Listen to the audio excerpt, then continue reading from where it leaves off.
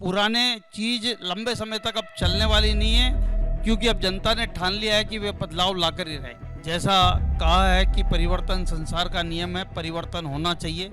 परिवर्तन अजमेर उत्तर ही क्यों, परिवर्तन सब जगह होना चाहिए। और इस बार ब्राह्मण समाज ये साबित कर देगा कि अजमेर जिले के अंदर उनकी किस प्रकार से उपस्थिति दर्ज है। सारे राजनीतिक दलों को सोचने पर विवश होना पड़ेगा। भारतीय जनता पार्टी ने ऐसा किया तो निश्चित तौर से अजमेर जिले से विदाई निश्चित है। तो मेरा इन दोनों पार्टियों को चेतावनी भी है और मेरा निवेदन भी है कि ब्राह्मण समाज को जब जब मौका दिया है उसने निश्चित रूप से अपनी अहमियत दिखाई है और पब्लिक ने उसको स्वीकार किया है। समाज के हित में समाज को आईना दिखाना। बता देता हूँ, हम सबके हुए हमारा कौन, हमारी मांग पे तो नेता भी हूँ। तो जी हाँ, मैं ब्राह्मण हूँ। तो मैं शुरुआत करते हुए कहता हूँ कि लगभग 1.5 दशक हो गया मेरे को देखते हुए, ना उत्तर से हमारी दावेदारी होती है, ना पुष्कर से हमारी दावेदारी होती है। एक ही पार्षद है, परंतु मैं ये बता दूं, एक पार्षद भी उस पूरे दक्षिण के अंदर सबसे भारी है और उसका परिणाम दिख रहा है कि विधायक की जो गद्दी है वो हिलती भी नजर आ रही है। ब्रह्मा नगरी से ब्रह्मा के पुत्र को टिकट नहीं मिलेगा, जो पूजा कराता है पुष्कर राज की उसको दक्षिणा नहीं मिलेगी, तो कैसे पार्टियों का भला होगा।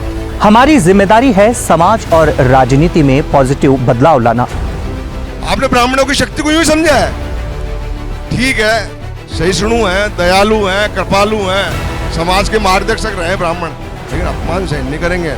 निश्चित रूप से जो पार्टी ब्राह्मण समाज को ज्यादा टिकट देगी निश्चित रूप से उस पार्टी की सरकार बनेगी। तब 62 दोनों पार्टी से विधायक हुआ करते थे ब्राह्मणों के। आज परिस्थितियां चेंज हुई, 200 विधानसभा सीट हुई, पर दोनों पार्टियों से 12 है। देखिए हमारी खास पेशकश जाजम।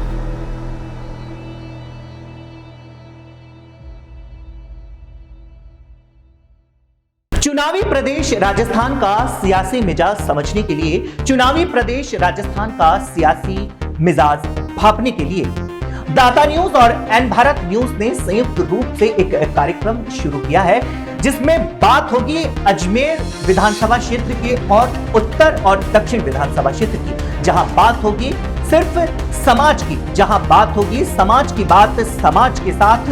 हमारा कार्यक्रम समाज की बात समाज के साथ जाजम के अंदर देखिए संयुक्त रूप से दोनों विधानसभा क्षेत्र के समाज के लोगों के साथ।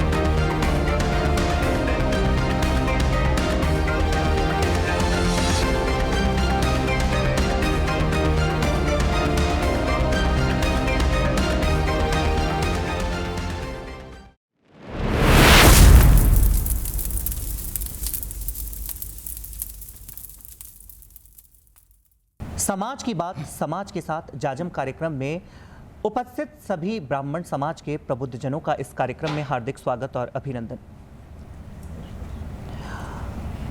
डीएनएन इंडिया, दाता न्यूज और एन भारत की ये संयुक्त मुहिम है, जिसमें हम सभी समाज के प्रबुद्धजनों को इस जाजम कार्यक्रम में आमंत्रित कर रहे हैं। निकट भविष्य में विधानसभा के चुनाव होने हैं और चुनावी सरगर्मियां प्रदेश भर में तेज हो गई है। हर कोई दावेदारी कर रहा है और अपने नेतृत्व और प्रभुत्व की बात कर रहा है। आप जाजम कार्यक्रम में पधारे हैं। पहला सवाल मेरा आपसे रहेगा, परिवर्तन प्रकृति का नियम है, परिवर्तन प्रकृति का नियम है और सब चाहते हैं परिवर्तन हो। क्या आप भी चाहते हैं कि इस बार उत्तर विधानसभा क्षेत्र में परिवर्तन होना चाहिए? उत्तर विधानसभा क्षेत्र में हम दशकों की बात करें तो दशकों से वहां पे सिर्फ एक ही समाज वर्ग का नेतृत्व रहा है। आप लोगों की क्या राय है?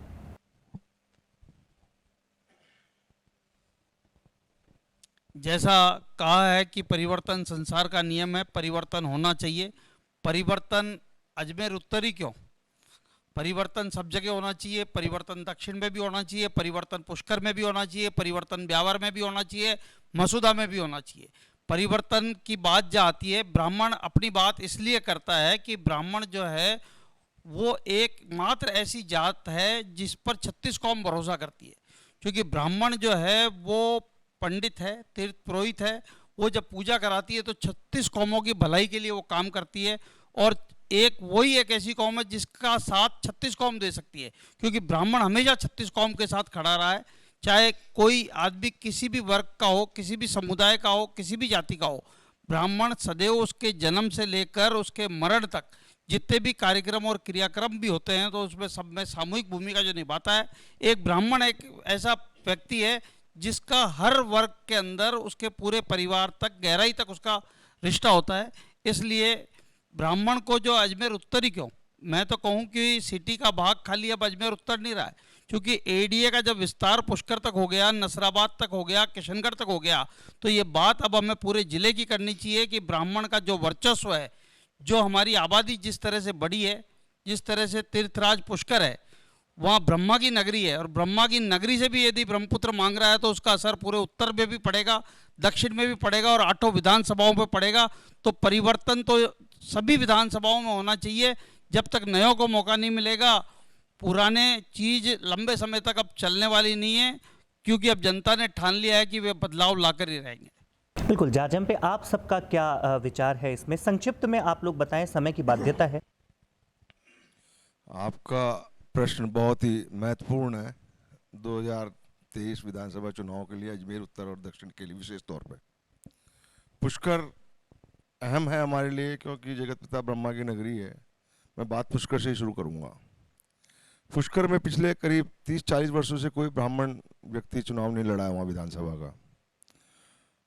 उत्तर की भी स्थिति यही है, पिछले 30-40 वर्षों से हमको कोई प्रतिनिधित्व दोनों ही पार्टियों में नहीं मिला है ब्राह्मणों को, न भाजपा में न कांग्रेस के। 2 ही प्रमुख राजनीतिक दल है हमारे राजस्थान में।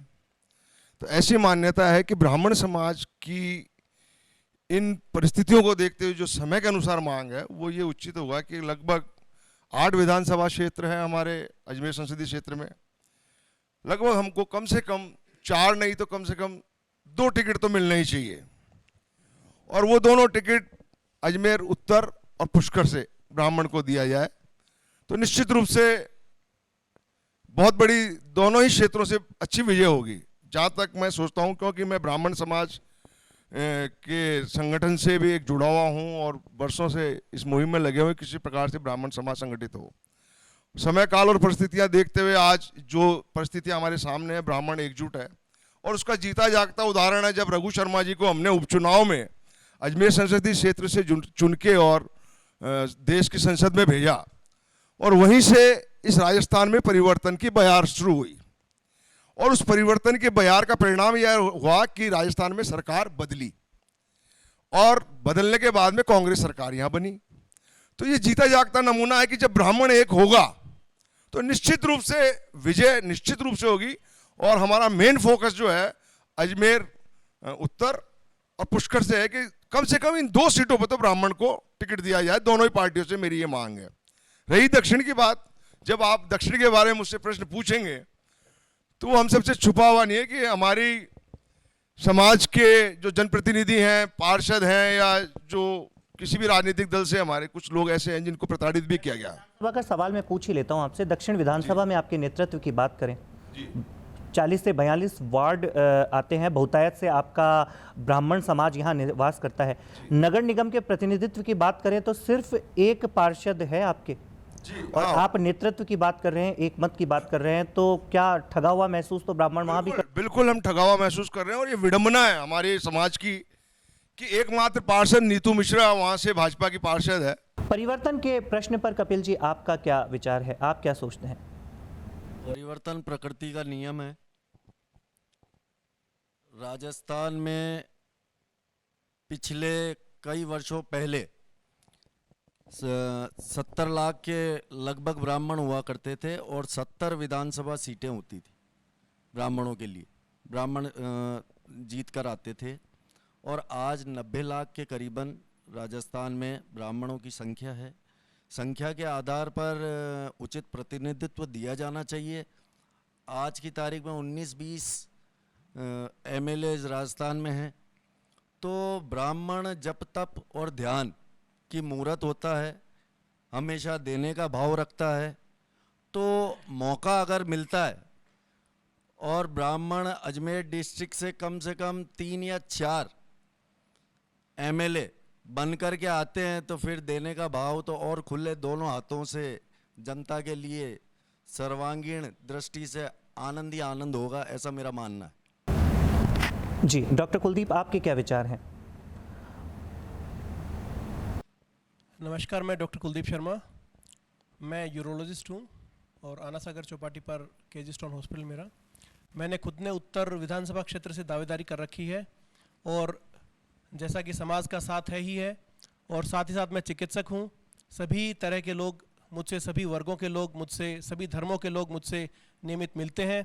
और जैसा कि भाई साहब कह रहे थे कि जैसे अगर जाति के आधार पर देखा जाए तो ब्राह्मण सदैव दूसरों का भला ही चाहता है, और चिकित्सक के तौर पर भी देखा जाए तो मैंने भी हमेशा लोगों का भलाई किया है। तो मैं इसी तरह से उम्मीद रखता हूं कि उत्तर क्षेत्र से मुझे प्रतिनिधित्व करने का मौका मिलेगा तो मैं इस उत्तर क्षेत्र की तस्वीर बदलने में अपनी तरफ से पूरे भरकस प्रयास करूंगा। मेरा मानना है कि उत्तर क्षेत्र में रोज़गार के बहुत बेहतरीन अवसर उपलब्ध हो सकते हैं।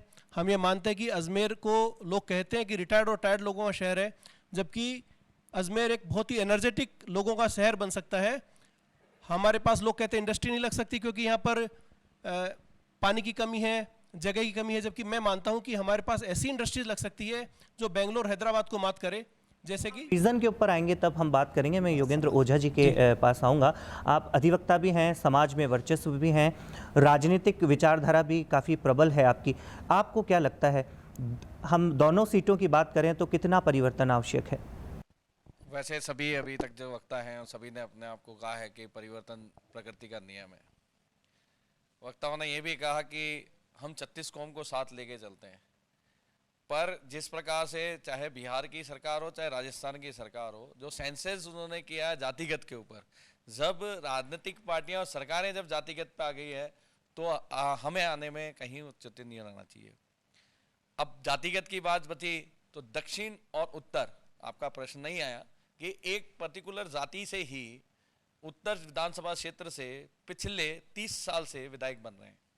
जब पहले पूर्व पश्चिम था, अब उत्तर दक्षिण हो गया। जब पूर्व और पश्चिम था तब भी पश्चिम से एक ही जाति से बन रहे थे। कारण क्या? कारण जो उसका बड़ा मुद्दा जो है वो ये मुद्दा है कि जो उत्तर क्षेत्र के अंदर एक जाति विशेष जो रहती है वह दक्षिण क्षेत्र के अंदर जो रहती है वो कहती है कि अगर उत्तर क्षेत्र में आपने नहीं दिए, ये राजनीतिक बातें हैं, नहीं दिया तो हम दक्षिण क्षेत्र के अंदर आपको वोट नहीं करेंगे। फिर आप ही का एक प्रश्न रहा और यहां से वक्ता भी बोले कि दोनों क्षेत्र के अंदर सबसे ज्यादा ब्राह्मण है, तो आपको उसकी छोटी मोटी गणना आपको बता दूं, 24,000 के आसपास उत्तर क्षेत्र के अंदर है और 22,000 के आसपास दक्षिण क्षेत्र के अंदर है। हम जब 24,000 के क्षेत्र के अंदर हैं और 18,000 वो विशेष जाति है जो जाति दक्षिण से उसे करती है और कहती है राजस्थान में हमें एक जगह प्रतिनिधित्व मिलता है, जबकि इससे पूर्व चित्तौड़ से भी प्रतिनिधित्व मिलता था, तब भी उत्तर क्षेत्र से और पश्चिम क्षेत्र से उसी विशेष जाति को प्रतिनिधित्व मिलता रहा। कारण क्या? आपने कहा विजन बाद में करेंगे, पर कारण क्या? ऐसा कहीं कारण नहीं। दूसरा सबसे बड़ा कारण कि आप हर समय हाईजैक करके लेकर आए। आज 20 साल से आपने हाईजैक कर रखा है। हाईजैक सिर्फ एक जाति विशेष के रूप में कर रखा। जहां जाति विशेष की बात आती है तो आप देख लो दोनों पार्टी को, मैं एक पार्टी को नहीं करूंगा, दोनों पार्टी को देख लो कि ब्लॉक, आप अध्यक्ष की तो बात छोड़िए, ब्लॉक अध्यक्ष कांग्रेस के अंदर कभी नहीं बना। आज भी जो है दोनों अलग जाति से हैं। आपके मंडल अध्यक्ष जो जाने, यहां तक कि बीजेपी जो ब्राह्मणों की सबसे पसंदीदा पार्टी रही, ब्राह्मणों ने सबसे ज्यादा योगदान दिया, वहां पर पन्ना, जो शक्ति के बाद में पन्ना, जहां पर बूथ अध्यक्ष से लेके फिर पन्ना आता है फिर शक्ति आता है, वहां तक भी ब्राह्मणों का प्रतिनिधित्व प्रॉपर रूप से नहीं है। तो हम अध्यक्ष की क्या बात करें? हर समय अध्यक्ष के अंदर हमारे साथ चोट करी, मेयर के अंदर हमारे साथ चोट करी, उपमहापौर में हमारे साथ चोट करी। आप जब वहां पर कभी आ जाता है जातिगत आरक्षण, कभी आ जाता है महिला आरक्षण, तो जब हमारा आरक्षण आता है उस समय भी उस पर अदर बैकवर्ड क्लास को बैठाया जाता है। ऐसा क्यों? जबकि ऐसा नहीं है कि प्रतिनिधित्व तो नहीं है, हमारी जाति से प्रतिनिधित्व है। आज पुष्कर से विवेक पाराशर जी हैं, अजमेर से मैं स्वयं बोल रहा हूं, कुलदीप जी बोल रहे हैं, बलराम जी हैं, सुदामा जी हैं, प्रतिनिधित्व की कमी नहीं है। इसमें ऐसा आपको नहीं लगता कि आपके समाज का नेतृत्व तो बहुत मजबूत है, मगर जब आपके समाज की बात उठाने की बात आती है तो आपका समाज का नेतृत्व जो है वो बहुत मजबूर नजर आता है? बहुत अच्छा प्रश्न है। अभी कपिल जी ने बोला, पर कपिल जी का थोड़ा सा डेटा कमजोर रहेगा। जब राजस्थान का एकीकरण हुआ था, 167 सीट्स हुआ करती थी विधानसभा की, तब 62 दोनों पार्टी से विधायक हुआ करते थे ब्राह्मणों के। आज परिस्थितियां चेंज हुई, 200 विधानसभा सीट हुई, पर दोनों पार्टियों से 12 है। आपका प्रश्न बिल्कुल लाजिब है कि आज हमारा प्रतिनिधित्व जो है मजबूती से हम शायद किसी भी संगठन, किसी भी राजनीतिक उसके अंदर उठा नहीं पा रहे हैं, और उस उठाने नहीं के कारण ही जो हमारा, जिसे कह सकते हैं हम, संगठित या एकता की जो थोड़ा बहुत अभाव, पर अब वो दिखने लगा है। आने वाले समय के अंदर राजनीतिक परिदृश्य भी चेंज होगा, हमारे में से प्रतिनिधित्व आएगा। सबसे बड़ी बात है, हम सब ब्राह्मण शिक्षाविद रहे, हमने लोगों को शिक्षा दी है, हमने गुरुकुल देखे हैं, गुरुकुल से ही हम उठे हैं, तो हम तो शिक्षा देते हैं। हम 32 कौम, आज आप एक बात बताइए, हमें लोग टारगेट करते हैं, हम सॉफ्ट टारगेट है क्या? जब किसी भी निचली कास्ट के अंदर किसी भी तरीके का अनुष्ठान होता है, उसके घर के अंदर मौत होती है, शादी होती है, बच्चा पैदा होता है, क्या कोई ब्राह्मण जाना बंदा करता है? वही फेरे कराता है, वही उसी के अनुष्ठान कराता है। हम 36 कौम को साथ लेके चलते हैं, हमारे में कोई भेदभाव नहीं है। हमने तो 1937 के अंदर बाबा साहब अंबेडकर की जो द्वितीय पत्नी थी, वो हमारे शाश्वत ब्राह्मण थी। हमने तो उस समय से बेटी बिहार रखा है, हमने कभी भी 36 कौम से अलग नहीं रहे। हम आज जातिगत इसी वजह से मांग रहे हैं। आज आरक्षण की व्यवस्था जब दी थी, जब संसद के अंदर 252 के करीब थे, तब भी 62, वहां पे भी आप कैलकुलेशन देखेंगे 62 ब्राह्मण ही थे, और सबसे पहले उठाने वाले 10 साल का आरक्षण वो ब्राह्मण ही थे। अगर वो ब्राह्मण नहीं चाहते कि हाँ दूसरी जातियों का भी उत्थान होना चाहिए, जो कुरीतियां हैं हमारे में से खत्म की गई, आज हमें सॉफ्ट टारगेट है क्योंकि हम संगठित नहीं हो पाए थे।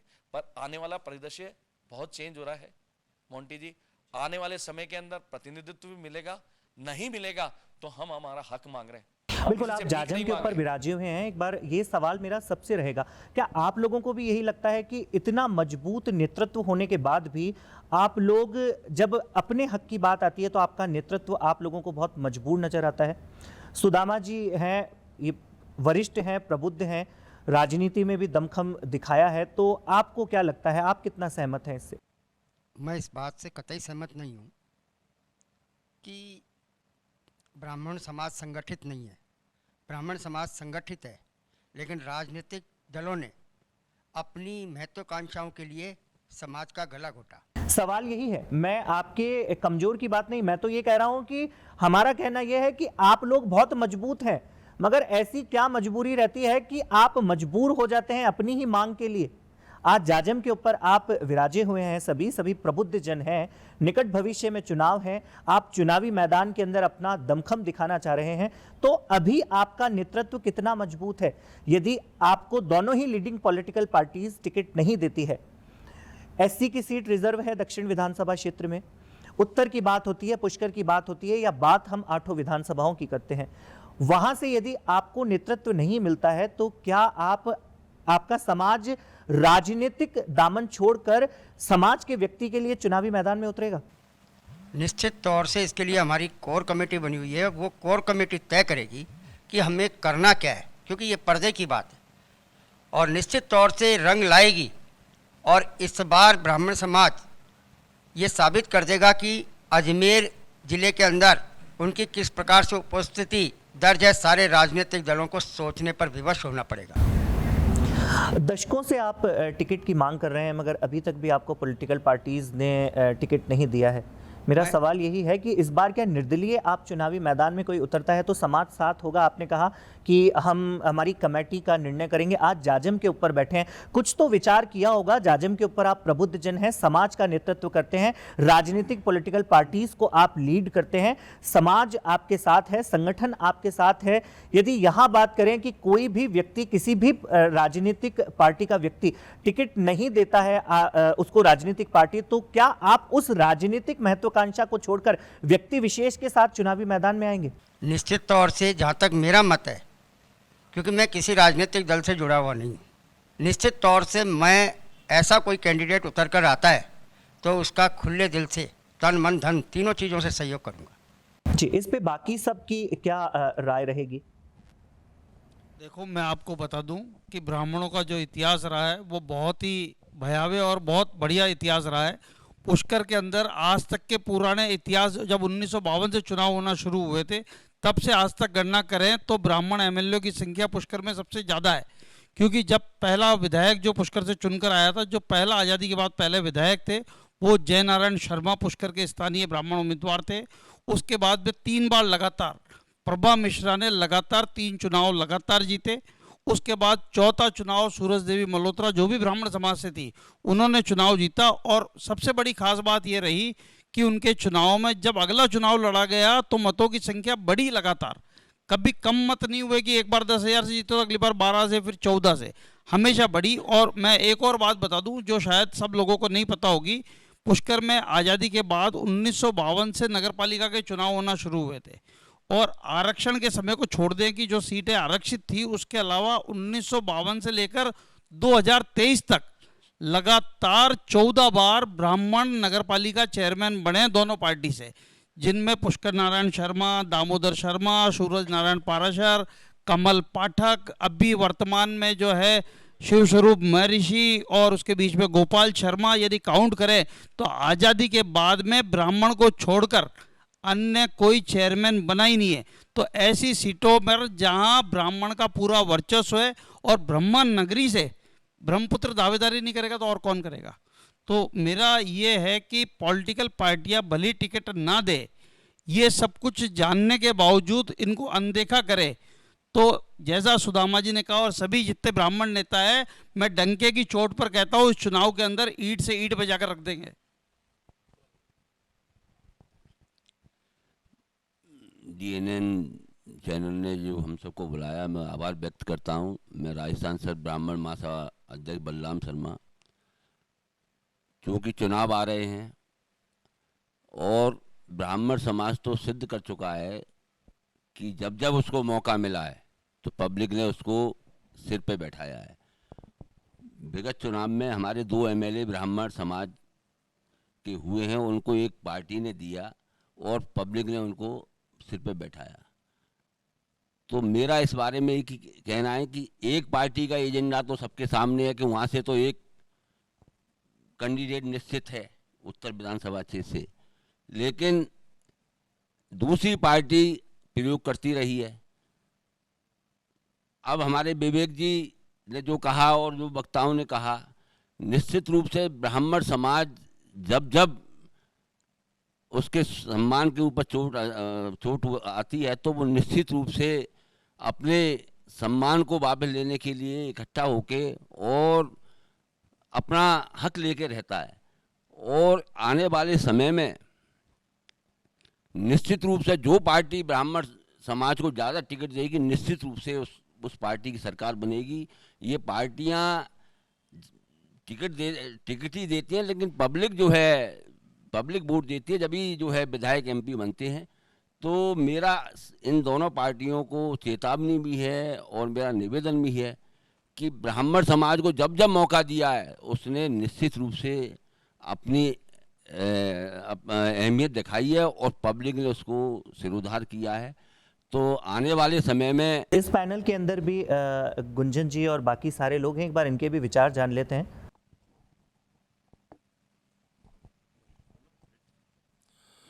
सर, मैं कहूँगा कि ब्राह्मण संप्रदाय में शस्त्र और शास्त्र की शिक्षा देता है। इस बात को कई बार कहा गया है, मैं फिर आपके चैनल के द्वारा कहलाऊँगा कि शस्त्र और शास्त्र की शिक्षा देने पर अगर कोई भी पार्टी ब्राह्मण उम्मीदवार खड़ा करती है हमारे यहाँ और उनको वो टिकट देती है तो हम सब सहृदय से उसके साथ में हैं, पहली चीज़। और जीत की दावेदारी भी निश्चित है, क्योंकि आपने अभी रघु शर्मा का उदाहरण देखा। पुष्कर में विवेक जी ने जैसे बताया कि लगातार ब्राह्मण को अगर टिकट मिला है तो उसकी विजय प्राप्त हुई है, और यहाँ रघु शर्मा को टिकट मिला है, उनकी विजय प्राप्त हुई है। उसके अलावा ब्राह्मण को टिकट दिया नहीं गया। अगर दिया जाता है तो पूरा समाज उनके साथ में है, एकजुट होकर हम उसका साथ देंगे और निश्चित विजय, डंके की चोट पर विजय आएगी। बिल्कुल। गुंजन जी, आपके क्या विचार हैं इस पे? देखिए, शुरू करने से पहले मैं आपको एक चीज़ बता देता हूँ, हम सबके हुए हमारा कौन, हमारी मांग पे तो नेता भी मौन। तो जी हाँ, मैं ब्राह्मण हूँ। तो मैं शुरुआत करते हुए कहता हूँ कि लगभग 1.5 दशक हो गया मेरे को देखते हुए, ना उत्तर से हमारी दावेदारी होती है, ना पुष्कर से हमारी दावेदारी होती है। हमारे जो कोर वोटर, एक पार्टी के हम कोर वोटर माने जाते हैं, वहाँ पर आज विडम्बना के रूप में हमारे पास मंडल अध्यक्ष भी नहीं है। विडम्बना का तौर देखिए आप उसमें आके कि हमारे पास मंडल महामंत्री भी एक ही मिल रहा है। कांग्रेस की पार्टी करूं तो वो 2 कदम आगे चली जाती है, हमारे पास शहर अध्यक्ष भी नहीं आए वहाँ से। तो ये कहने में कोई कमी नहीं कि हम संगठित नहीं रहे, इसलिए हमें उठाना पड़ रहा है इसका नुकसान। तो ये उठाना भी पड़ेगा नुकसान। हाँ, आज जो दावेदारी पेश करी है, कुलदीप जी ने भी दावेदारी पेश करी है, अजमेर उत्तर से विवेक जी ने दावेदारी पेश करी है पुष्कर से। तो मुझे लगता है कि अगर संगठन इनको टिकट देता है तो ब्राह्मणों को अपना पार्टी से ऊपर हटकर इनका सहयोग करना चाहिए, चाहे कोई सी भी विचारधारा हो। आप कभी देखेंगे अन्य समाज के अंदर तो वो उन लोगों को, पार्टी को वो नीचे रखते हैं और समाज को ऊपर रखते हैं। मुझे कहने में, शायद मेरी बात से कोई सहमत हो या नहीं हो, मुझे कहने में बिल्कुल सही जा रहा हूं कि हमारे यहाँ समाज के अंदर एक दिक्कत हो गई कि हम पार्टी को ऊपर कर देते हैं और समाज को नीचे लाते हैं। तो इस कारण हमारा ये पतन का कारण हो रहा है। आप देखेंगे पर धीरे धीरे एक परिवर्तन का दौर शुरू हुआ है, हम लोग बात करने लग गए हैं आज। तो मुझे लगता है अब ब्राह्मण समाज एक सही ट्रैक पर जा रहा है। और मुझे लगता है एक ने दावेदारी करी, मुझे तो लगता है 5-5, 6-6 जनों को दावेदारी करनी चाहिए। हमारे पास ज्ञान जी सारस्वत जैसा इंसान रहा है, हमारे पास JK शर्मा जी रहा है। तो मेरा ये कहना है कि समाज दावेदारी पेश करे और समाज एकजुट होकर वोट जरूर डाले। देखिए, एकता की कमी की बात तो मैं कह ही चुका हूँ कि थी, है, रही है, क्योंकि हम प्रबुद्ध जन है, थोड़ा थोड़ा अहम टकराता ही है सबका, तो इसको कहने में कोई बुराई नहीं है। पर आप देखिए कि अब जब सामाजिक एकता आ रही है, हमें लग रहा है कि हमारा बराबर स्तर नीचे घटता जा रहा है। पहले हम कितने होते तो आज हम कितने, आज पॉलिटिकल पार्टी में हमारे 20-20 पार्षद निकले थे, आज हमारे पार्षद कितने हैं। मैं अगर बात करूं अजमेर दक्षिण में तो 1 पार्षद हमारे पास। तो ऐसी क्या वजह रही कि 42 पार्षदों में हमारे पास एकमात्र पार्षद है, जबकि यहाँ पे कम से कम 24 से 25 हज़ार वोटर हैं। तो कहीं ना कहीं हाँ, हमारे जो हमने शायद जो नेता चुन के आगे भेजे थे, उन लोगों ने हमें इतना डिफ्रेंशिएट कर दिया कि हमने पार्टी को बड़ा समझ लिया और समाज को छोटा समझ लिया। जी, आपकी क्या राय है? दुर्गा प्रसाद शर्मा।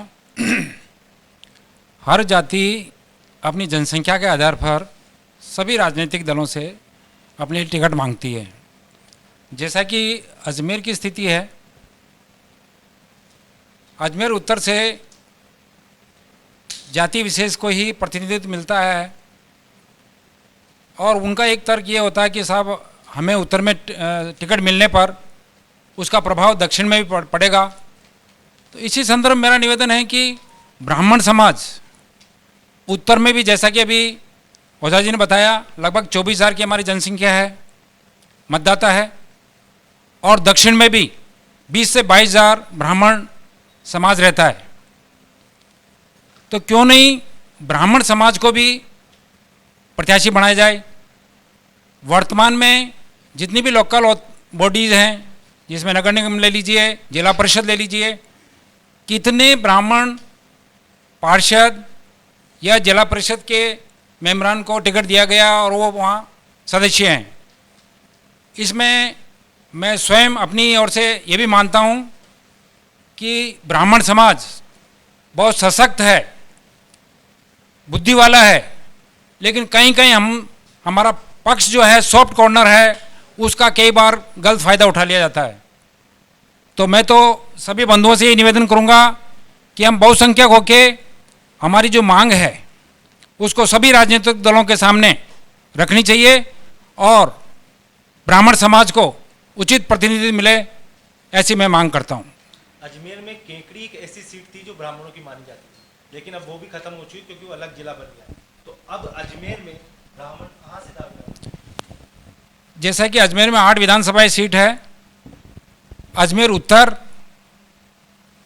ब्राह्मण समाज बहुसंख्यक है, पुष्कर ब्राह्मण समाज बहुसंख्यक है, और जैसा कि मसूदा में भी ब्राह्मण समाज का है।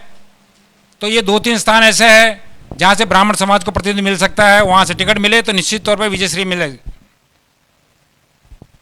जैसे कि तीर्थराज पुष्कर का महत्व पूरे हिंदुस्तान के अंदर है, जब ब्राह्मण पुष्कर राज की पूजा कराता है और सब पार्टियों की और सभी प्रत्याशियों की जीतने की वो करता है, तो ब्रह्मा नगरी से ब्रह्मा के पुत्र को टिकट नहीं मिलेगा, जो पूजा कराता है पुष्कर राज की उसको दक्षिणा नहीं मिलेगी, तो कैसे पार्टियों का भला होगा।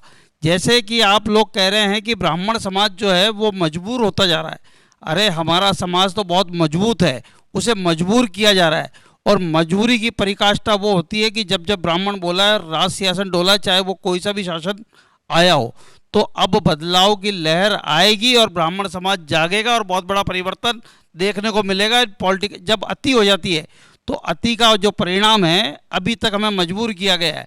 अब हम सभी राजनीतिक दलों को कहना चाहते हैं कि अभी तक आपने हमारी मजबूरी देखी है, इस बार आप हमारी मजबूती देखिएगा।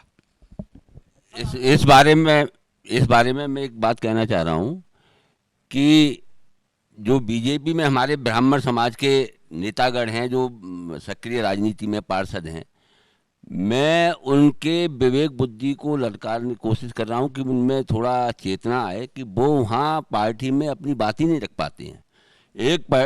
एक मैं समाज का अध्यक्ष होने के नाते मैंने ये देखा है कि वो राजनीति में वो लोग एक विशेष व्यक्ति की सेवा में लगे रहते, कभी भी कुछ अपने लिए, मतलब ये नहीं कि अपनी राजनीतिक अपनी शक्ति को वहाँ जागृत करके मांगे।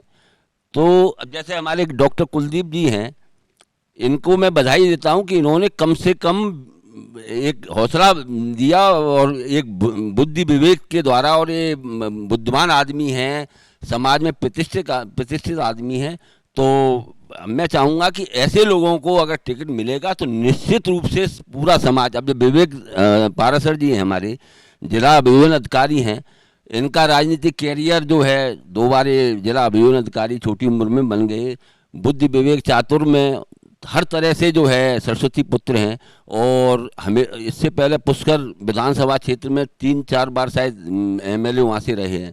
तो जब तक आप टिकट नहीं दोगे, जब तक आप, अब हमारे समाज में कुछ लोग दरिया ही उठाने में खुश हैं, तो उसका हमारे पास कोई इलाज नहीं है। अगर दरिया छोड़ के वो अपनी शक्ति से करेंगे तो समाज उनके साथ है। विवेक जी ने बोला, जब जब ब्राह्मण बोला है राज सिंहासन डोला है, ये लाइन के साथ इन्होंने अभी अपने वक्तव्य को ख़त्म किया। निकट भविष्य में चुनाव है तो ब्राह्मण यानी पूरे तरीके से तैयार हो चुका है। आप ही ने कहा अपने संबोधन में पॉलिटिकल पार्टीज टिकट नहीं देती है। तीसरे मोर्चे की तो प्रदेश में उम्मीद ही नहीं है, तो हम शहर में बात ही नहीं कर सकते, और अजमेर उत्तर विधानसभा या दक्षिण विधानसभा की तो सोच ही नहीं सकते। तो क्या पूरा मानस ब्राह्मण समाज ने बना लिया है कि नहीं होता है तो निर्दलीय प्रत्याशी उतरेगा? देखो, आज की तारीख के अंदर अजमेर जिले की बात करें तो 2 विधायक रघु शर्मा और राकेश पारीक यहाँ से विधायक हैं, और मैं आपको बता दूं दोनों पार्टियों से मिला के कुल ब्राह्मणों को 2 ही टिकट दिए गए थे। दोनों कांग्रेस पार्टी ने रघु शर्मा और राकेश पारीक पर दाव खेला था और वो दाव 100% सफल रहा, यानी कि ब्राह्मणों का परिणाम 100% है। दूसरा, मैं एक बात आपको बता दूं कि पुष्कर से आज तक कोई ब्राह्मण उम्मीदवार यदि प्रत्याशी बनाए तो कभी हारा ही नहीं है, ना तो नगर पालिका में हारा है ना विधायक में हारा है। जब हमारे जीत का प्रतिशत ही 100% है। डॉक्टर रघु शर्मा ने जब सांसद का चुनाव लड़ा था तो यहाँ के जितने भी बूथ है पुष्कर के 100% सारे बूथों पर विजय प्राप्त की, और अजमेर उत्तर के भी सारे बूथों पर जीत प्राप्त की। तो जब हम परिणाम दे रहे हैं, मतलब मैं कहता हूं कि प्रत्यक्ष को प्रमाण की जरूरत नहीं है, और यहाँ प्रमाण है कि एक एक बूथ का आप रिकॉर्ड उठाकर देख लो। जब हमारा रिकॉर्ड अच्छा है, हमारा परिणाम अच्छा है, तो पार्टियों को विश्वास करना ही चाहिए। और अभी तक कांग्रेस से 2 टिकट दिए, बीजेपी ने 1 भी टिकट नहीं दिया है। तो अब हम दोनों ही पार्टियों से मांग करेंगे कि वो 2 टिकट का हमारा जब आंकड़ा ही 100% है तो हमारे टिकट में बढ़ोतरी की जाए, कम से कम 3 या 4 टिकट दिए जाए। हम आगे की बात कर रहे हैं, हम पीछे मुड़कर नहीं देखना चाहते। पहले जो हो गया सो हो गया, और नहीं हुआ तो जो आप कह रहे हो, चाहे वो निर्दलीय हो चाहे किसी और पार्टी का दामन हो, यदि मजबूत कैंडिडेट हमारा आएगा, और जिस तरह से कहा कि खुलकर सामने आए तो सही, यदि कोई प्रत्याशी में दम हो। कांग्रेस में तो बहुत लोग सामने आए, बीजेपी के अंदर लोग कर तो रहे हैं, परंतु जो दबाव इतने सालों का 30 सालों से यदि कोई आदमी दबाव झेल रहा है, तो वो दबाव झेलते झेलते इतना हो गया कि उसे निकलने में थोड़ा समय निकल रहा है, परंतु निकलेगा जरूर, क्योंकि दबी हुई आवाज़ को लंबे समय तक दबा के नहीं रखा जा सकता। और ये परिणाम अभी आएंगे जब आप देखना कि कितना खुलकर माहौल बनता है। बिल्कुल, रवि जी बोलना चाह रहे हैं, उसके बाद मैं डॉक्टर योगेंद्र ओझा जी के पास आऊँगा। आपका प्रश्न जो है बड़ा ही महत्वपूर्ण है कि भाई ब्राह्मण अपनी शक्ति तो दिखाना चाहता है लेकिन पर्दे के पीछे से। इस बात का मुझे भी मलाल है, दुख है, क्योंकि मैं भी किसी राजनीतिक दल से रिश्ता रखता हूँ और स्वाभाविक है जो समाज के लिए आप लोग काम कर रहे हैं और उस समाज के माध्यम से यदि आपको प्रतिनिधित्व मिलता है और आपकी आवाज़ उठाने वाला कोई विधानसभा में या लोकसभा में पहुंचता है तो निश्चित रूप से उसका फायदा समाज को मिलेगा। ऐसी भावनाएं हम लोग रखते हैं, क्योंकि हम लोग काफ़ी टाइम से लीड तो नहीं बोलूँगा लेकिन सेवाएं देते आ रहे हैं समाज के लिए कि कैसे भी समाज एक हो। और आज उसी की परिणति और परिणाम है कि जितने भी लगभग अजमेर के जो संगठन है, बड़े संगठन, रजिस्टर्ड संगठन, मजबूत संगठन, वो सभी संगठन के लोग आपके सामने यहाँ बैठे हैं और उनमें से दोनों ही राजनीतिक जो प्रमुख दल है उसकी विचारधारा के लोग हैं हम लोग। लेकिन यहाँ ये महत्वपूर्ण रखता है कि टिकट किस पार्टी से मिले, कौन पार्टी दे। विवेक जी ने कहा निश्चित रूप से हम ताल ठोकेंगे, ठोकनी भी चाहिए, लेकिन मैं उन लोगों से निवेदन करना चाहता हूं जो इस कार्यक्रम से पहले बड़े जोर शोर से हंगामा मचा रहे थे और आपके इस डीएनएन चैनल ने इतना बड़ा ये आयोजन रखा और हमारी बात को पहुंचाने का प्रयास किया कि अजमेर जिले में हमारी बात, ब्राह्मणों की बात पहुंचे, और उस कार्यक्रम में वो उपस्थित नहीं हुए। मुझे इस बात का भी मलाल और दुख है।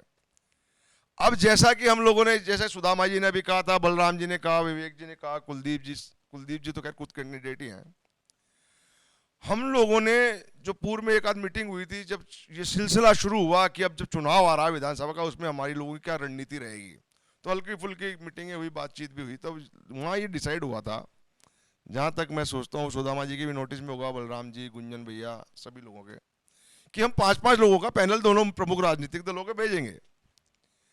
अब वो 5 लोग जो होंगे वो कोर कमेटी डिसाइड करेगी। ऐसे तो सारे समाज के लोग कहेंगे साहब मुझे भी टिकट चाहिए, मैं भी कह दूंगा रवि शर्मा को भी टिकट चाहिए।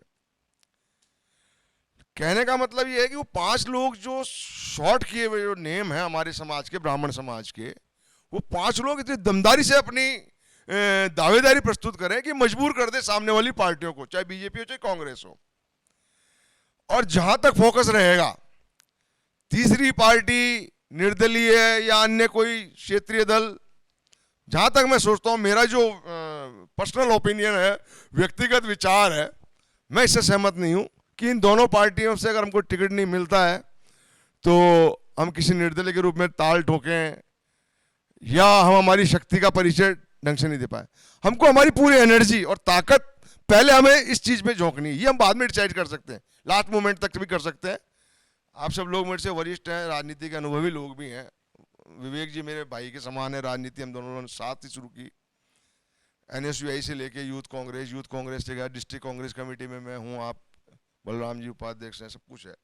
कहने का मतलब ये है कि ब्राह्मण समाज को कमजोर नहीं आके दोनों ही दल, आपके चैनल के माध्यम से ये निवेदन है, अगर हमको टिकट नहीं मिलता है वो हम बाद में भी डिसाइड कर सकते हैं। पहले हमारा फोकस ये है कि दोनों राजनीतिक दल कम से कम हमको अजमेर उत्तर और पुष्कर से प्रतिनिधित्व दें।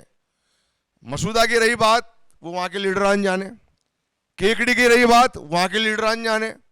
हम हमारी पूरी एनर्जी अजमेर उत्तर और पुष्कर के लिए लगाएंगे और निश्चित रूप से टिकट भी लेके आएंगे और उसके लिए हम कटिबद्ध हैं, चाहे बीजेपी दे चाहे कांग्रेस दे। डिसीजन हम लोगों को करना है, हमारे समाज बंधुओं को करना है। हमारे समाज के लिए जो भाव रखते हैं ऐसे व्यक्ति को टिकट मिले। कुलदीप जी हैं, डॉक्टर है, प्रोफेशनल डॉक्टर हैं, सेवाएं देते आ रहे हैं, लेकिन अचानक मैं इनके मुंह पे कह रहा हूँ क्योंकि मैं सक्रिय राजनीति में रहा हूँ। अब ये जिस भी पार्टी से टिकट मांग रहे हैं मुझे उससे कोई मतलब नहीं है, लेकिन मेरे बंधु हैं, समाज बंधु। अगर कुलदीप जी भी टिकट लेके आते हैं, किसी भी राजनीतिक दल से लाएं, मुझे उससे कोई मतलब नहीं है, बीजेपी से लाएं, कांग्रेस से लाएं। अगर इन दोनों प्रमुख राजनीतिक दलों में से अगर कुलदीप जी टिकट ले आते हैं, तन मन और धन से मैं साथ हूं इनके, मेरे व्यक्तिगत राय है, और समाज के लोग भी साथ होंगे ऐसी मैं उम्मीद करता हूं। लेकिन वहां तक हमारी बात किस माध्यम से पहुंचे, किस जरिए से पहुंचे, किस तरीके से पहुंचे, ये व्यू जो हमको रास्ता है वो चुनना पहले। उसके लिए हम 5-10 दिन में बहुत जल्दी एक बहुत बड़ी मीटिंग भी कर रहे हैं और विप्र सेना एक बहुत महत्वपूर्ण बात और बता दूं मैं आपको, विप्र सेना ने भी हमारा बहुत बड़ा एक सम्मेलन जयपुर में भी आयोजित किया था और उसमें लगभग राजस्थान का सबसे बड़ा सम्मेलन था वो। और आज तक के इतिहास में शायद देश के प्रधानमंत्री मोदी की सभा में भी इतने लोग कभी इकट्ठे नहीं होंगे जिसमें एक ही समाज के लोग, केवल ब्राह्मण समाज के लोग भावनाओं से जुड़ के वहां पहुंचे। विभिन्न राजनीतिक दलों से लोग संबंध रखते थे, विचारधारा रखते थे, लेकिन वो महत्व नहीं रहे हमारे लिए वो महत्व, मैसेज, दोनों पार्टियों को मैसेज मिल गया। और तीसरे दिन बीजेपी ने भाजपा का प्रदेश अध्यक्ष सीपी जोशी को बढ़ाया। तो अजमेर उत्तर और पुष्कर कोई कमजोर नहीं है ब्राह्मणों के लिए, और हम टिकट लेके रहेंगे। पहला लक्ष्य हमारा दोनों पार्टियों से टिकट मांगना है, निर्दलीय या स्वतंत्र रूप से लड़ना वो बात की बात है, उसके लिए हम एक बार फिर प्रेस कॉन्फ्रेंस करेंगे, आपसे मिलेंगे। पहला लक्ष्य तो दोनों पार्टियों से टिकट लेने का है मेरा। मुख्यतः ये धारणा जो निकल के आई है, इसी का प्रयास सारे ब्राह्मण कर रहे थे। जो अभी रवि जी ने कहा कि समाज पहले होगा, संगठन बाद में होगा, तो ये भावना लेके जब चल रहे हैं समाज के प्रबुद्ध जन है, तो मेरा ऐसा मानना है कि अब क्योंकि अजमेर केकड़ी मसूदा हमारे पास है नहीं, तो हमारे पास 5 सीटें बची हैं। उसके अंदर हमको कम से कम 2 में प्रतिनिधित्व दिया जाना चाहिए, और 2 में प्रतिनिधित्व कोई सी भी पार्टी दे। आज विचारधारा किसी की भी हो सकती है, पर आप समाज के आदमी को जिताइए। मुख्यतः मुझे लगता है कि कहीं ना कहीं ये कमजोरी इसलिए भी आई थी कि हम जिसको समाज से चुन के भेजते थे वो कभी शायद हमारे काम नहीं करता होगा। तो हमारे लोगों को लगता था कि जब मैंने समाज के आदमी को जिताया तो वो काम नहीं कर रहा है, तो शायद वो कमजोरी आई। पर आज का माहौल आप देखेंगे, आपके चैनल के माध्यम से बता दूं, तो एक नई चेतना ब्राह्मणों में आ रखी है कि वो लोग अपने समाज के व्यक्ति को जिताने के लिए प्रतिबद्ध होंगे। अगर वो एक चेहरा हमारा प्रभुत्व रखेगा, वो चेहरा सबको साथ लेके चलने की हिम्मत रखेगा। किसी पार्टी से बंधे हुए नहीं है। डॉक्टर कुलदीप शर्मा उत्तर से संभावित प्रत्याशी के तौर पर अपना आवेदन प्रस्तुत कर रहे हैं। MBBS, MS, MCH और BD 4 डिग्रियां आपके पास है। युवा हैं, स्मार्ट हैं, डॉक्टर हैं, सेवा धर्म से जुड़े हुए हैं। मानव सेवा 3600 कौम की अपने पेशे के अकॉर्डिंग और पेशे से हटकर जितना व्यक्तिगत तौर पर हो सकता है, चाहे उनको रियायत देके, फ्री देखकर, पेशेंट की स्थिति देखकर तत्काल निर्णय लेकर के उसके प्रति अपना अच्छा भाव और उसके परिवार में खुशियां आए, ऐसा कार्य करने वाले डॉक्टर साहब, एडवोकेट विवेक पाराशर जी, युवा, प्रखर वक्ता, 3600 कौम के लिए सदैव तैयार रहने वाले उत्तर विधानसभा से संभावित प्रत्याशी, और भी कई नगीने समाज के, ज्ञान जी भाई साहब, प्रोफेसर BP सारस्वत साहब, और भी ये डॉक्टर ये एडवोकेट योगेंद्र ओझा साहब। कपिल जी, नाम तो आपने इतने सारे गिनाए, उसमें से कुछ तो यहाँ मंच पे विराजमान है जो आए कि हैं, वो आवेदन की बात हो रही है, मगर वही बात है कि खुल के नेतृत्व की जब जाजम पे बात होती है तो वो लोग पीछे से, पर्दे के पीछे से बात करते हैं, खुल के नहीं आते हैं। मजबूत और मजबूर नेतृत्व यही है। आप ये समझिए कि वहां पे मजबूती की बात तो एक जाजम पे आप करते हैं, और जब अपने हक की बात आती है तो आप लोग कहीं ना कहीं मजबूर नजर आते हैं। आपका इंटरेस्ट हमको पता लगा, समाज को पता लगा। समाज अपने स्तर पे, डॉक्टर साहब अपने स्तर पे, हम लोग सामाजिक दृष्टि से जयपुर जाके आ गए 3-4 बार। संज्ञान में आया, तुरंत समाज के जिम्मेदार होने के नाते जो हमसे सहयोग हो रहा है, हम डॉक्टर साहब के साथ लग रहे हैं। आपका जो क्वेश्चन है, आपके चैनल के माध्यम से ब्राह्मण समाज के प्रतिनिधि होने के नाते, पदाधिकारी होने के नाते मैं ये कहना चाहूँगा कि जो पार्टी के दबाव से, किसी कारण से अपने मन में और सामने आने से जो घबरा रहे हैं, उन्हें सामने आना होगा और अपनी बात समाज के सामने प्रमुखता से रखनी पड़ेगी, मजबूती से रखना पड़ेगा। समाज इंतजार कर रहा है बस। समाज के निर्माण से राजनीतिक पार्टियों का निर्माण होता है, मगर वर्तमान समय में राजनीतिक पार्टियां ये सोचती है कि राजनीतिक पार्टियों से समाजों का निर्माण हो रहा है। आने वाले समय में यदि ऐसा कोई MLA समाज को नजरअंदाज करता है तो उसका बहिष्कार होगा। बिल्कुल। डॉक्टर योगेंद्र ओझा काफ़ी समय से अपने वक्तव्य के लिए बैठे हैं। सभी ने अभी कुछ ना कुछ बोला इस बारे में। दुर्भाग्य है, ये दुर्भाग्य है कि जो संगठन में बैठा है बार बार ब्राह्मण समाज भी उन्हें कहता है कि आप टिकट मांगिए। एक पर्टिकुलर पार्टी के जो संगठन में बैठा है वो दूर भाग रहा है। वह कहता है उसे अंदर से टिकट चाहिए, पर वह ओपन आके टिकट नहीं मांगता है। मुझे कहीं गुरेज नहीं है, क्योंकि मैंने पहले कहा कि राजनीति से ऊपर समाज है। अगर उन्हें समाज का ऐसा लगता है, जब एक पार्षद साहब निर्दलीय के रूप में भारी वोट से जीत सकते हैं, जब उनसे पूछा जाता है तो कहते हैं कि नहीं, एमएलए साहब अच्छा काम कर रहे हैं, और पीछे से कहते हैं कि मुझे एमएलए का टिकट चाहिए।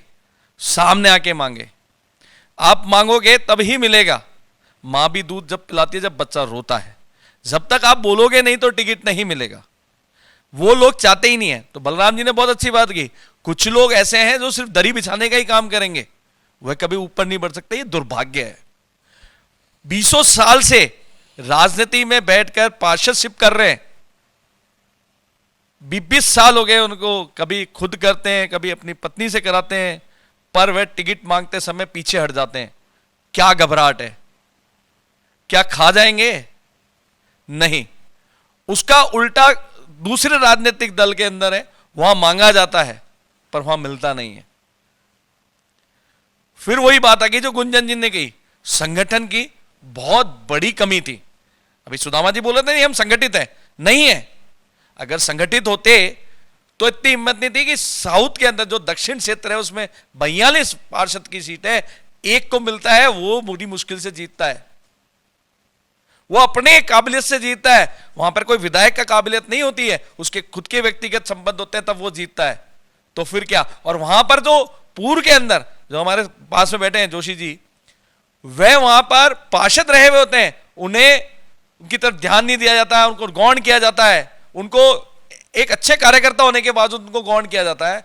तो कहीं ना कहीं दुर्भाग्य है कि जो संगठन में ऊपर भी बैठे, आज जैसे आपने कहा कि विप्र सेना का वहां पे होने से सीपी जोशी जी को बना दिया, तो सीपी जोशी जी ने अभी तक संगठन के अंदर किसको बनाया?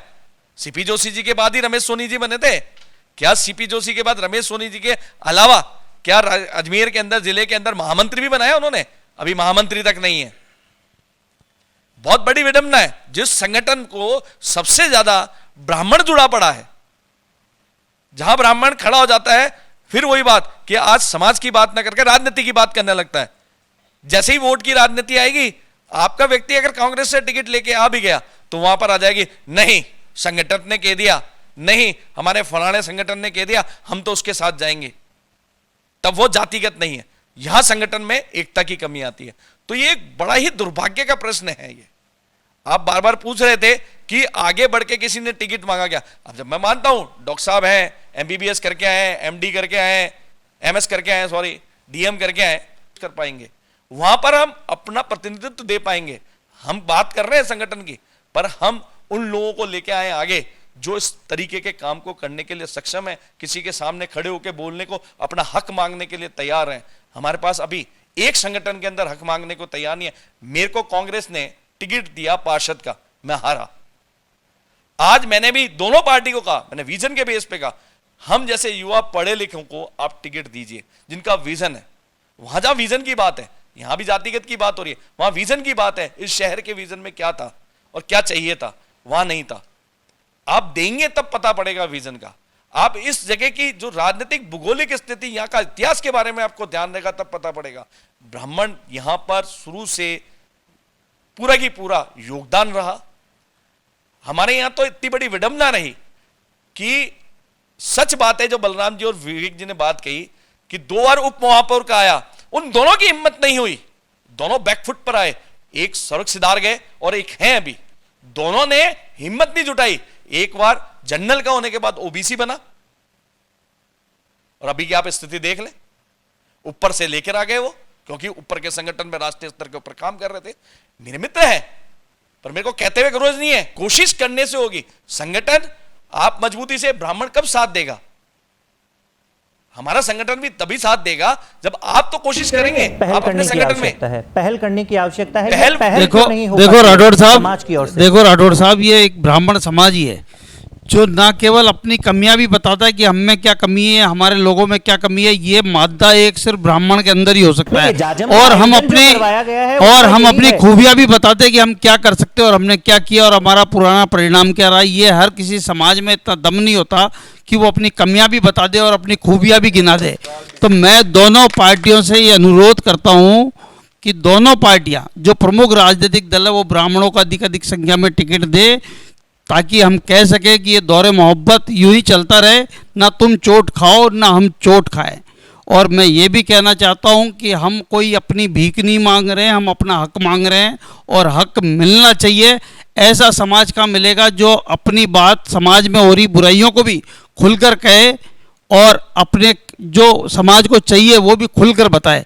तो ऐसा समाज बुद्धिजीवी वर्ग होने के कारण उसका पूरा हक बनता है। और दोनों पार्टियां यदि टिकट देती है तो मैं नहीं कह रहा खाली समाज को फायदा मिलेगा, दोनों पार्टियों के सिद्धांतों पे फर्क पड़ेगा, दोनों पार्टियों में भी निखार आएगा। यदि पार्टियां भी चाहती है कि उनमें निखार आए तो आप ब्राह्मण को लाइए, पढ़े लिखे ब्राह्मण को लाइए और आप उसका परिणाम देखिए कि राजस्थान में निखार आ जाएगा। यदि आप खिलता हुआ राजस्थान चाहते हैं तो ब्राह्मणों को खिलाइए, फिर आप मजा देखिए। सर मेरा सवाल आपसे से रहेगा, जिस प्रकार से अभी आप थोड़ी देर पहले समाज की मजबूती की बात कर रहे थे, सोशल मीडिया पर देखा गया कि दक्षिण विधानसभा में ब्राह्मण समाज का एकमात्र पार्षद है जिसके साथ वर्तमान विधायक द्वारा सौतेला व्यवहार किया जा रहा है। जिस प्रकार वहाँ के अनेक वार्डों में सबका शिलान्यास हुआ, वहाँ के पार्षदों का नाम लिखा गया, लेकिन ब्राह्मण का एक ही पार्षद था, उसके खुद के वार्ड में वहाँ शिलान्यास होता है और पार्षद का नाम ही नहीं होता है। इस पर आप क्या कहना? आप बिल्कुल सही कह रहे हो कि एक ही पार्षद है, परंतु मैं ये बता दूं एक पार्षद भी उस पूरे दक्षिण के अंदर सबसे भारी है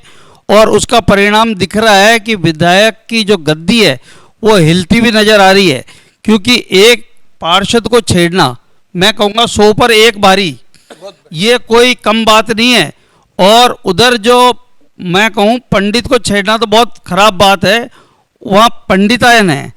तो जब महिला शक्ति और साथ में पंडित के साथ में जुड़ जाती है तो आप ध्यान रखिए कि ये विधायक की सीट इस बार जाती हुई आपको साफ नजर आएगी, क्योंकि ब्राह्मण के कोप का भाजन बनना ही पड़ेगा। इस बार या तो पार्टी टिकट बदल दे और नहीं तो जनता सीट बदल देगी। आप चिंता मत करिए, परिणाम आपके सामने। अपन फिर दोबारा प्रोग्राम होगा, उसमें मुलाकात करेंगे। सुदामा जी आपकी क्या राय? जहाँ तक समाज की बात सभी बंधुओं ने विचार रखे, मेरे व्यक्तिगत विचार हैं कि ब्राह्मण समाज अपनी दावेदारी इस कार्यक्रम के बाद निश्चित तौर से दमदारी के साथ रखेगा। पार्टी टिकट दे या न दे, लेकिन ब्राह्मण समाज अपनी उपस्थिति दर्ज कराएगा। मैं आपके चैनल के माध्यम से बता देना चाहता हूँ, भारतीय जनता पार्टी ने पिछले विधानसभा चुनाव में एक भी ब्राह्मण को स्थान नहीं दिया। अगर इस बार भारतीय जनता पार्टी ने ऐसा किया तो निश्चित तौर से अजमेर जिले से विदाई निश्चित है। सुदामा जी, आपके नेतृत्व में बड़े बड़े आंदोलन हुए हैं। वर्तमान विधायक जो हैं उनके घर के बाहर भी आपने बहुत बड़ा प्रदर्शन किया, आत्मदाह जैसी चेतावनी दी और कुर्सी हिलने जैसी बात आ गई। एक पोस्ट, एक डेजिग्नेशन को लेकर के, एक शब्द को लेकर के प्रोफेसर और ब्राह्मण के का विवाद बहुत लंबा चला, बहुत लंबे समय तक चला और बैकफुट के ऊपर उस पर आना भी पड़ा।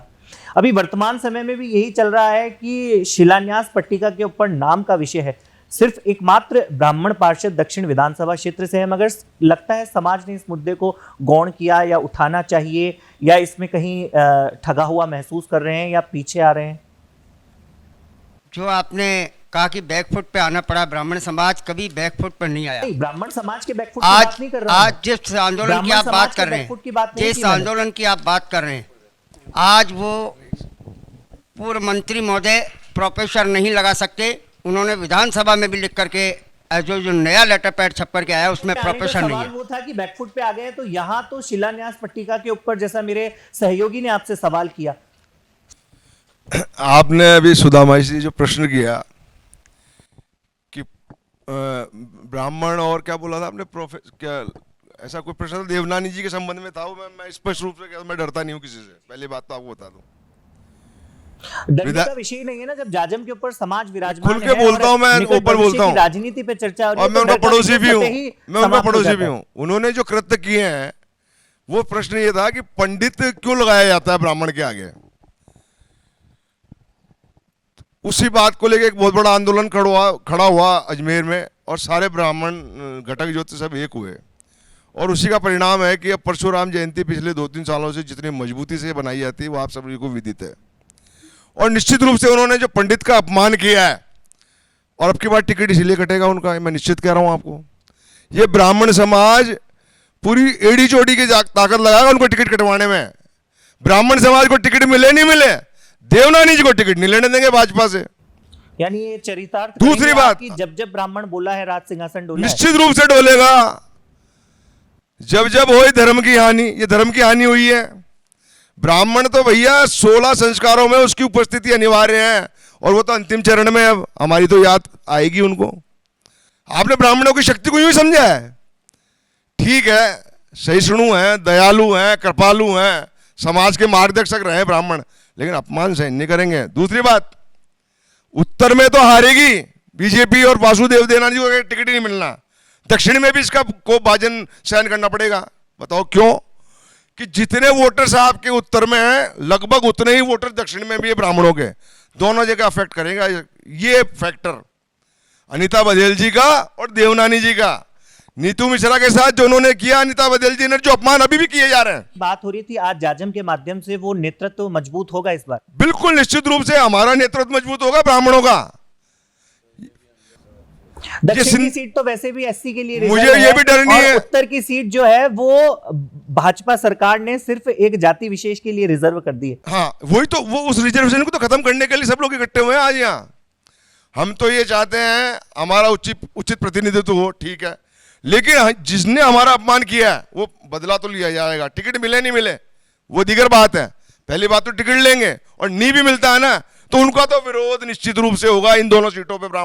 पूरा ब्राह्मण समाज उत्तर और दक्षिण पे भाजपा के दोनों कैंडिडेटों का विरोध करेगा। अगर देवनानी जी टिकट मांगेंगे तो उनको टिकट नहीं लेने दिया जाएगा, और बघेल जी मांगेगी तो उनको भी नहीं लिया जाएगा, और गलती से लेके आ गए तो उनकी जमानतें भी ये ब्राह्मण समाज ही जब्त कराएगा। बोल भगवान परशुराम की जय। इस स्थिति को देखकर दोनों ही प्रमुख पार्टियों को टिकट ब्राह्मण को देना ज़्यादा उचित है, अन्यथा परिणाम और तत्काल डिसीजन उसी समय लिए जाएंगे। कार्यक्रम में बहुत समय हो गया है डॉक्टर मैं आपसे ये कहना चाह रहा हूँ कि जो आप कह रहे थे मजबूर मजबूर मजबूर, बार बार ये शब्द आया, तो हम कहीं से मजबूर नहीं है, न हम आर्थिक रूप से मजबूर हैं, हम आर्थिक रूप से भी मजबूत हैं, हम नंबर वाइज भी हम मजबूत हैं, और हजारों परिवारों से हम जुड़े हुए हैं व्यक्तिगत रूप से, कोई अपने कर्मकांडों से जुड़े हुए हैं। मैं चिकित्सक के पेशे से जुड़ा हुआ हूं, तो अजमेर का लगभग हर परिवार का व्यक्ति हमें जानता है, और वो निश्चित रूप से हमारा साथ देगा। भारतीय बात तो इसलिए आ रही है कि हम पिछले 2 या 4 दशक की बात करें तो आपका ये मजबूत नेतृत्व हर बार मजबूर नजर, हर पट्टी पर इस बार वही नाम आएंगे जिसकी आप उपेक्षा समझ रहे हैं, हर पट्टी पर वो नाम आने वाले हैं। ये आगे आने वाला समय आपको समय की बाध्यता है, हम कार्यक्रम समाप्ति की ओर है। एक चीज मैं कहना चाहता हूं आपके चैनल के माध्यम से कि हम पे हमेशा आरोप लगाए कि हमने भेदभाव पक्षपात करा है, तो मैं बता दूं हमारे देश में 600 साल शरिया एक्ट था, 200 साल रोलेट एक्ट था अघोषित, तो अब मुगल हमारे बुलाने नहीं आए थे तो हमने किसी साथ भेदभाव नहीं करा, पहली बात तो ये। दूसरी बात, नावाकिफ हूँ, इन्होंने कहा मेरे संज्ञान में नहीं आया, संज्ञान में पूरे अजमेर शहर के था, तो हम तो विरोध कर ही रहे हैं। तो आप पर्सन का विरोध करेंगे, पार्टी का विरोध करेंगे। अगर मैं कहता हूं कि अगर मेरे संगठन मेरे समाज को जगह नहीं मिलती है तो मैं तो पार्टी के विरोध में भी पीछे हटने को तैयार भी नहीं हूं, मैं विरोध करूंगा, क्योंकि आज वोट देखते आए हैं, हमारा जो वोट प्रतिशत है, ना तो हमारे पास मंडल अध्यक्ष है, मंडल महामंत्री हमारे पास है, कांग्रेस हमें शहर अध्यक्ष नहीं देती है, तो हम जाएं तो जाएं का, हमें एक वोट दरी उठाने वाला बना के रख दिया है। तो ये आवाज तो हमारे मुख्य लोगों को रखनी पड़ेगी, अगर आप नहीं रखेंगे तो हम रखेंगे, नौजवान लोग रख रहे हैं।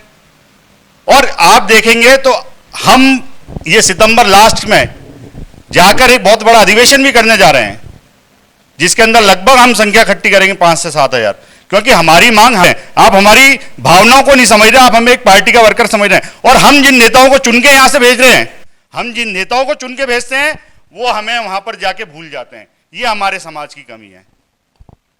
जैसा ही गुंजन भाई आपको पता है कि राजस्थान सर ब्राह्मण महासभा ने उस समय विरोध किया था, जैसा ये अनीता बघेल ने किया था।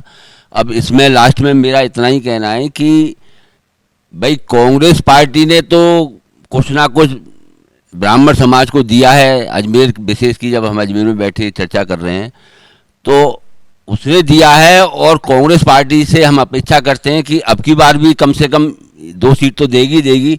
लेकिन बीजेपी के जितने भी ब्राह्मण बंधु हैं जो वहाँ दरिया उठा रहे हैं, जो अपने आप को विधायक के कुछ विधायक की लाइन में भी लगे हुए हैं, कुछ शहर अध्यक्ष बनने की भी लाइन में लगे हुए थे, लेकिन वो जो है समाज की बैठकों में आके बड़े कलपदार कुर्ते में आके और बड़े दावे करते हैं, लेकिन वहाँ जाके वो जो चिलम भरते हैं, तो जब तक वो चिलम भर के छोड़ के नहीं आएंगे तब तक उनका उद्धार नहीं होगा। और समाज उनको जो सोचते हैं कि वो जो है समाज के नाम पर राजनीति करेंगे और जो है वहाँ जाके चिलम भरेंगे, ऐसा भी नहीं होने देंगे हम समाज वाले। चिलम भरेंगे तो हाँ भर रहे हैं, तो समाज के पास ही है। नहीं तो वो हम देख रहे हैं ना, तो वो लोग जो है ना वहाँ जाके समाज की जाजम पे तो कुछ बोलते हैं, वहाँ जाके जो है उनमें हिम्मत ही नहीं है। पता नहीं वो कहाँ, मतलब उनका जो है सब कुछ उनका जो है खत्म हो जाता है वहाँ जाकर। हम बहुत जल्दी मेरे ख्याल से हमारे जो प्रबुद्ध जन है बैठ के एक बैठक करेंगे। सबसे पहले जो तिल चढ़ा हुआ है कि अघोषित रूप से जो आपने रिजर्व सीट कर दी है,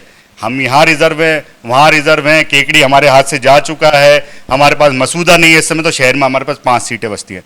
तो हम दावा करेंगे उत्तर पे, हम दावा करेंगे पुष्कर के लिए। और कम से कम भारतीय जनता पार्टी को ये तो सोचना चाहिए कि अन्य समाज या ब्राह्मण समाज कहाँ जाएगा, आप एक ही वर्ग को बार बार टिकट देते रहेंगे। तो हमारी तो सीधी सीधी मांग है कि ब्राह्मण समाज को उत्तर से टिकट दिया जाए। गुंजन जी, आपकी बात से मैं सहमत हूँ कि ब्राह्मण समाज को उत्तर से और पुष्कर से टिकट मिलना चाहिए, लेकिन ब्राह्मण समाज उचित समय पर अब दावेदारी प्रस्तुत करेगा। हम सब लोग बहुत जल्दी एक मीटिंग भी कर रहे हैं, 5-5 लोगों का हमारा पैनल होगा, ये मैंने आपको बता ही दिया था। और निश्चित रूप से हम टिकट लेके आएंगे, मुझे ये विश्वास है। और टिकट नहीं लेके आते हैं तो निश्चित रूप से ब्राह्मण समाज एक ऐसी रणनीति तय करेगा जिससे दोनों राजनीतिक दलों को ये एहसास हो जाएगा कि ब्राह्मण समाज में कितनी ताकत है, और उसके परिणाम आने वाले लोकसभा चुनावों पर भी उसका असर होगा। वो कैसे होगा मैं बता दूं आपको। मैंने आपको पहले भी कहा था, रघु शर्मा जी ने जब उपचुनाव यहाँ से लड़ा और वो जीत के गए और उसका परिणाम ही निकला कि राजस्थान में सरकार बदली। तो अभी भी लगभग वही परिस्थितियां होगी। ब्राह्मण समाज का वोटर अजमेर उत्तर, पुष्कर, दक्षिणी नहीं, पूरे अजमेर संसदीय क्षेत्र में एक बहुत बड़ा प्रभाव रखता है। और मैं तो ये नहीं कह रहा हूँ अजमेर उत्तर और अजमेर संसदीय क्षेत्र में, तो कह रहा हूँ राजस्थान में भी एक बहुत बड़ा प्रभाव रखता है। और शायद हो सकता है नियति को क्या मंजूर हो कि अब की बार मुख्यमंत्री भी ब्राह्मण हो, ऐसी भी संभावनाएं लग रही है। तो हमारी तो सभी के प्रति शुभकामनाएं, और समाज किस तरीके से आगे बढ़े और समाज को राजनीति में किस प्रकार से उचित प्रतिनिधित्व मिले अजमेर उत्तर और पुष्कर से, इसके लिए सभी ब्राह्मण जनों को मैं शुभकामनाएं देता हूं। और अवेयर होने की और जागरूक होने की और अपना हक मांगने के लिए तैयार रहने के लिए इस आपके चैनल दाता न्यूज़ नेटवर्क से के माध्यम से अपील करता हूं कि ब्राह्मणों अभी जाग जाओ और सब एक हो जाओ और एक सुर में मांग करो कि हमें हमारा हक मिले। जय भगवान परशुराम जी की। अंत में मैं समाज बंधुओं से एक बार विनम्र अपील करता हूं कि दीदार की हबीस है तो नज़रें जमाए रख, चिलमन हो या नकाब सरकता ज़रूर है।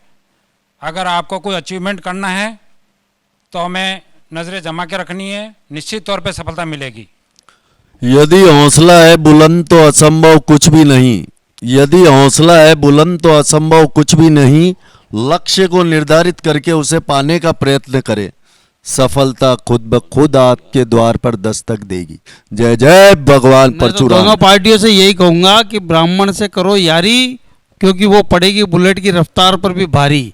तो ये दोनों पार्टियां ध्यान रखें, और ये संदेश जो है संपूर्ण ब्राह्मण समाज की तरफ से दोनों ही राजनीतिक पार्टियों को दिया जा रहा है कि आप हमारा ध्यान रखिए, हम आपका ध्यान रखेंगे, और ध्यान दोनों तरीके से रख सकते हैं, टिकट देने पर भी और नहीं देने पर भी, वो हम बाद में तय करेंगे। जय हिंद दर्शकों, मैं अभिषेक सिंह आमेरा और मेरे साथी मोंटी राठौड़ के साथ अब वक्त आ गया है आप सभी से इजाजत लेने का। दर्शकों, समाज से राजनीतिक संगठन बनते हैं, ना कि राजनीतिक संगठनों से समाज। दाता न्यूज और एन भारत न्यूज की पेशकश जाजम आपके लिए। जय हिंद, जय भारत।